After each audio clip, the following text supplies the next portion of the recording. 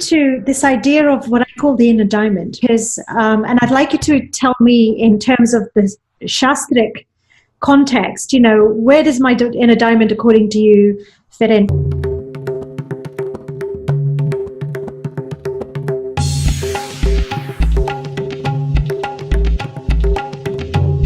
Because I see that as the Atman, which is the highest within our being, as sort of like the Jivatman is the being that is the Jiv, the down here, and the higher aspect of itself is left over there. It's kind of left it, the transcendental space, as you call it.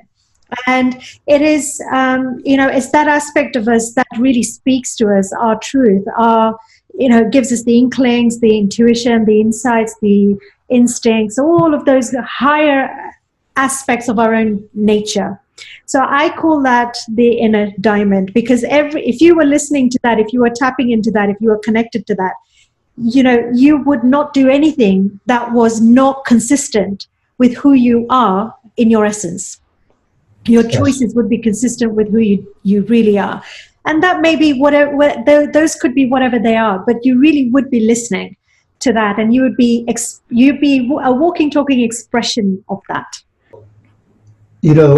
I've loved for many years and taught it to my students the Tibetan Mantra, which articulates this view of us as a diamond, an unbreakable. Om Mani Padme Hum.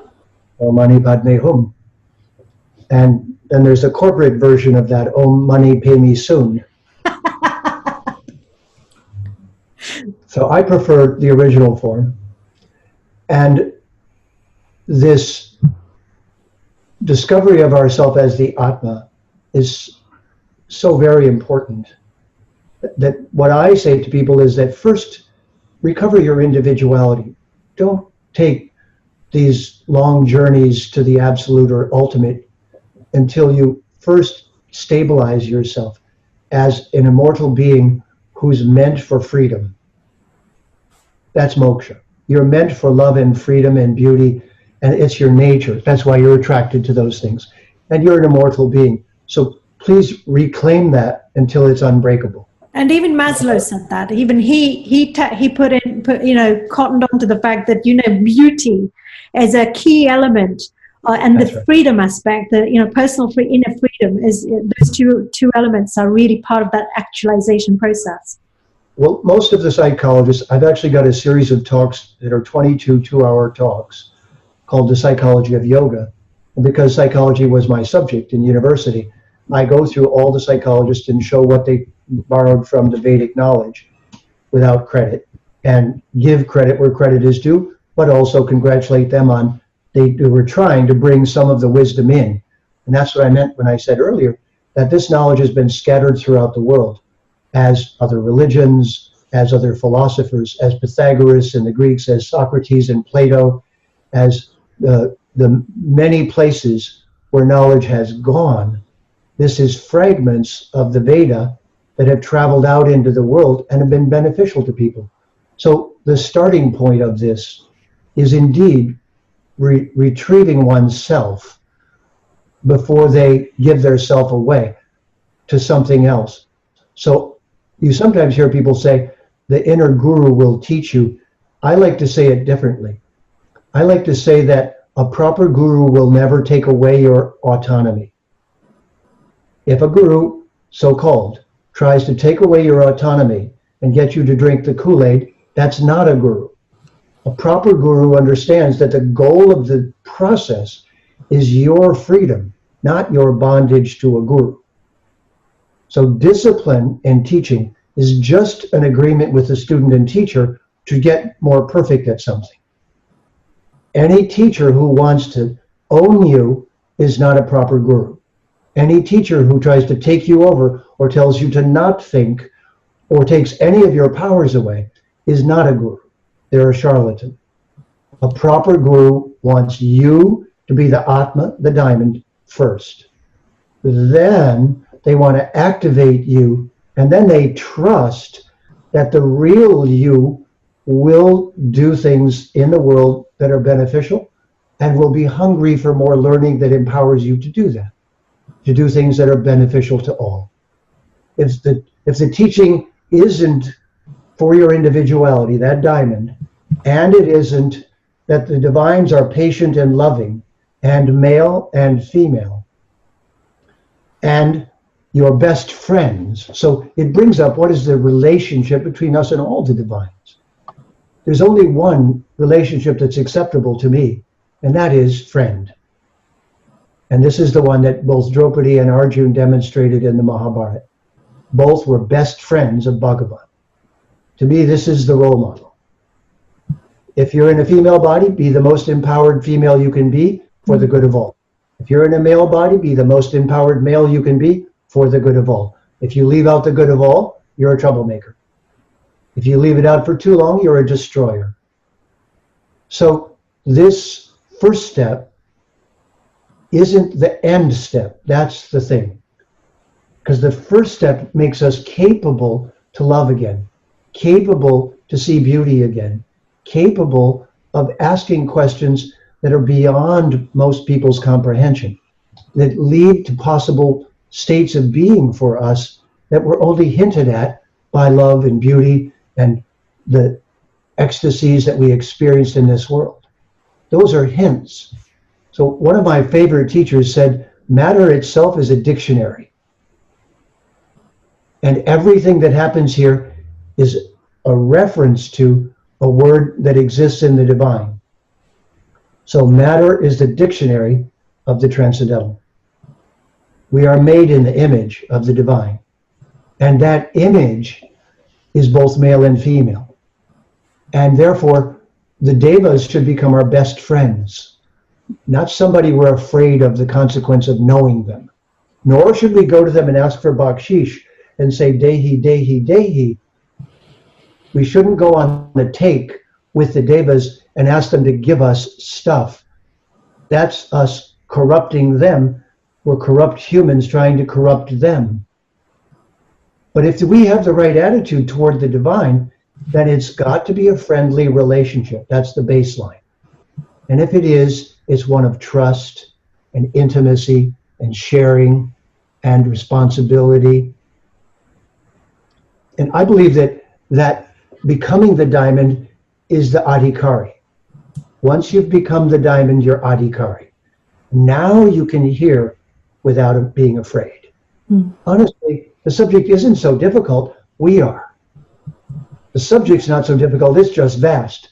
But we're difficult because we aren't straightforward. We haven't become the diamond, the Atma. We haven't turned to our heart and seen that sitting in our heart, and these two hands are sitting in our heart, and they're known as Hari and Shri. And Hari and Shri are the male and female divine, and they're sitting on our heart waiting for us to turn around. Yes, we're the diamond, but we're much more than a diamond. Yes. We are the diamond first. Then we're ready to turn around and say to Hari and Shri, oh, I had forgotten you were there. Yes. Doesn't the Upanishad say there are two birds in the tree? Yes. One is eating the fruit, one is simply watching. Watching, yeah. Yeah, I think what I intend by that, and what my experience is that it's very much the bridge, the inner diamond, that diamond aspect is very much the bridge between these two realms, if you like, you know. And as a human being, it's unreasonable to expect to hear immediately what's on the other side of the diamond, you know, because we or even beyond that, we just are not, we haven't developed, we haven't evolved to that place. But we have evolved enough, you know, people are evolving to the place of being able to connect to that incredible treasure that does indeed lie within us, that we can tap into that and really make ourselves into Jivan Muktas now, while alive. You know, we don't have to wait for moksha someday, one day concept. You know, we do it now because we can. That's right. And when you arrive at that place, it's almost not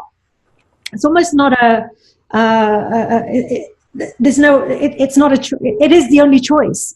That's where you have to go, because everything else feels unreasonable and not nice. You know, it's like, I don't want to be in that other place. I would rather be connected. If I'm not connected, it's like eating bread without butter. It's like, eating. It's like living in a massive house with nothing in it and no one in it. There's just no jiva in there. There's no prana in there. There's nothing juicy, ras in there. There's nothing in there. Right. Do you know what the Sanskrit is for diamond or jewel? Jewel is money.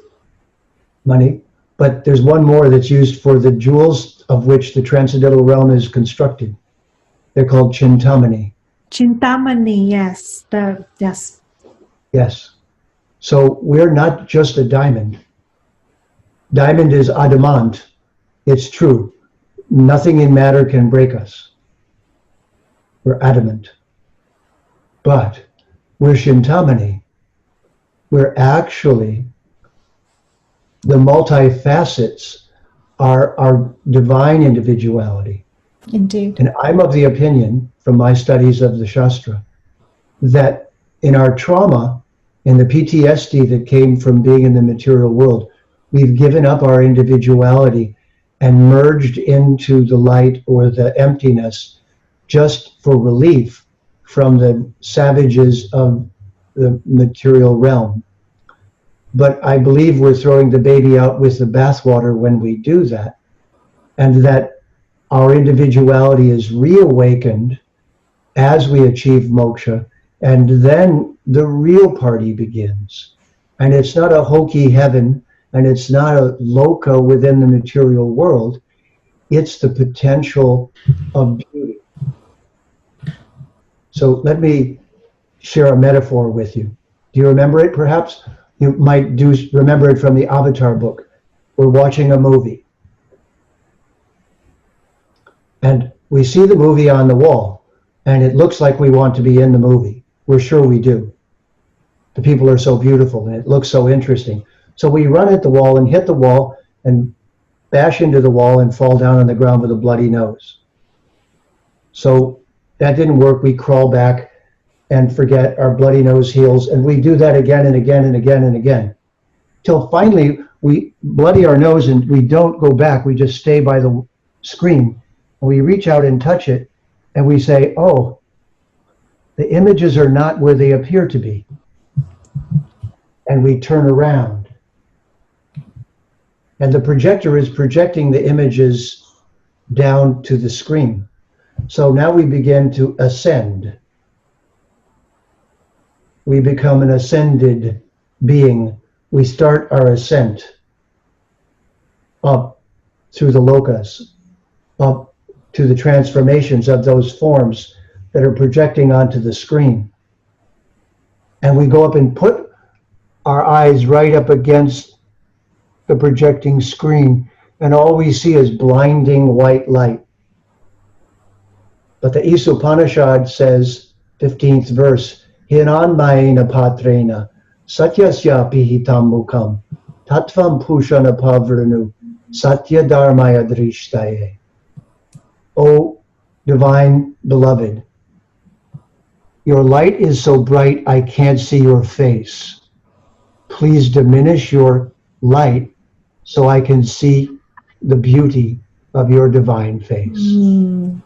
A little bit like when the little bit like in the story between Surya, the sun god, and his wife Sandhya, and she wasn't able to withstand his light. He was so bright. She had to ask him to dim himself by a fraction of an eighth, of what he was. It wasn't like half or anything. It was just like by an eighth of what he could be. And so that she could withstand being in his presence and his light without being burned. This was the First Lady giving a man a much-needed haircut. Yeah. And improving him greatly in the process. Yeah. Although he didn't take it too well. Unfortunately, he didn't take it too well. He was a bit afraid. That's because it was within matter. So within matter, it's still awkward, this male embodiment. But what I was pointing out is that's the gateway to the transcendental. And that gateway to the transcendental, according to at least half of the rishis and teachers of Bharat, leads us to a continuation of our individuality that is achintya, or inconceivable to us. And chintamani, it is beautiful in ways that were the source of the beauty we sought here. So for those who practice bhakti as a yoga, they're still in pursuit of the beauty, and this, they don't turn against it, but they're no longer attracted to the reflections on the wall of the cave, as Plato put it, no doubt learning it from Bharat, that those reflections are the illusion, not the beauty itself. So in bhakti, we pursue the continuation of our love with our lover best friend. And this is why Bhagavan Krishna appeared with the gopis. It wasn't Hugh Hefner or some kind of tantric cult. It wasn't teaching human beings to do illicit things with their sexual capabilities. It was Bhagavan coming to us and saying, you know, I would love to dance with you in your Atma, Yes. in your true self, where everything is just beauty. Would you like to come and join me and dance with me? This is the avatar's invitation. Come on, don't be uptight. Don't worry about it. No, don't be traumatized. Don't have PTSD from the material world. Just relax. It's okay. You volunteered for this and you're done now. You get it. So don't chase it anymore. Don't be traumatized by it even. Now, see the beauty of Brahman. See the beauty of Nirvana. See the beauty of not owning things, of not claiming ownership. See the beauty. See that everything is light and divine and beautiful. And now, see the beauty in its original forms. Now, see that. And see your own beauty. And that's so what you're saying is this idea of the inner diamond that I'm talking about is actually the Chintamani. And I see it as a bridge. It's not the thing itself. It is our access to that. And we can only behold a fragment or a fraction for the reason that you just mentioned, which is that it's so bright that, you know, yes, from where we are. It's stage one of the cure from the trauma of PTSD. And you're helping the person who's been badly damaged by the violence of the world, and you're bringing them to an unbreakable state again. And illumined. That's what yoga is. It's treatment for PTSD. Really? Yes. It's the trauma of being within matter and of no longer believing in love. Yes. It's been driven out of us. So that's why we go to the emptiness. That's why we settle for just the white light, because we believe that was a lie. And also the idea that we cannot possibly in human bodies with our minds and with all our stuff, you know, we just can't fathom actually what's possible and who we actually are, you know, the greater extent of who we are in the transcendental. And so, you know, I think the metaphor works really well from that point of view, is that we start to relate to something which is precious, which is pure, which is brilliant in terms of knowledge, you know, gnosis. It's the transmitter, is the thing that we can, you know, if it filters something through to us, it's likely to be real. And so this is what the Veda says. The Rig Veda says, yata pinde tata brahmande. That this world is a reflection of the universal tree. It's not the universal tree, it's the transcendental tree. There's this beauty that we're seeing here is the tree on the pond, on the edge of the pond, that's reflected with its top downward and its roots upward. 15th chapter of the Bhagavad Gita. That this world is the reflection of the realm of Brahman. Yes. It's not an illusion. This is the important point. We don't have to push people to the higher states of understanding quickly, but if we become so traumatized by this world that we think that all beauty and truth was a lie, then we join the destructive forces by allowing them to destroy our beauty. We have no more ideals. The devas are those ideals reflected within matter. So they're permanently the ideal that we're trying to live up to. But that ideal is a reflection of this ideal which emanated from Brahman. And that is the final stage of retrieving the beauty where it was thrown in the mud of the material world. It was thrown in the mud, and we said, it's despicable and covered in mud. We were right. We pulled the diamond out, got the diamond safe again. We're recovering from the PTSD of matter. And I really want to thank you for, creating the distinction in your book, Spiritual Teachings of the Avatar, with regards to the term transcendental, because it's helped me. Actually, it's just given me something to, it just is so right. I was struggling with how do I articulate, because consciousness is just such a vast word. And I think, again, in English, we lose it because, in Sanskrit, we have so many words for the mind and different layers of the mind, and so when we talk about consciousness in English and we talk about awareness at one level is easier because at least we can understand that if something comes into our awareness, something that wasn't understood or known to us before, we suddenly start to cognize it, and it's within our awareness.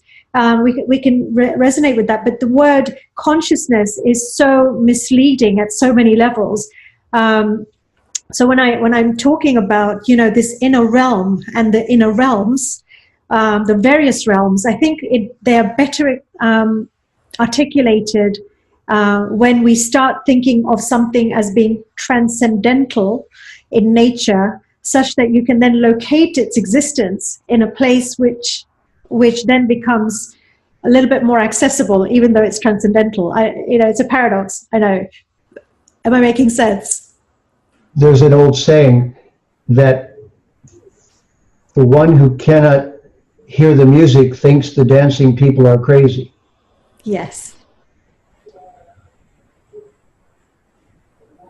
It requires some patience, and it's all right to be in any stage of this growth.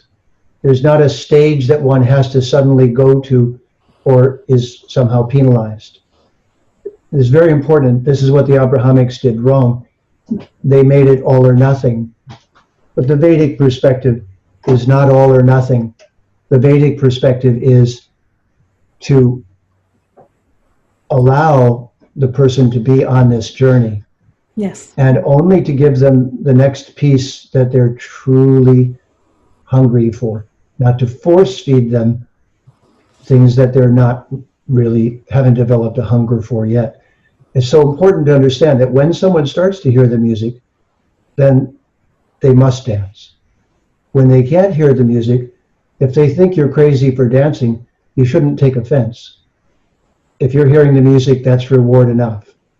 But with everyone else, you remain gracious and understanding that if they don't see what you see, that's all right. That's their prerogative. They're an individual and they're a divine being. So thank you, Smita.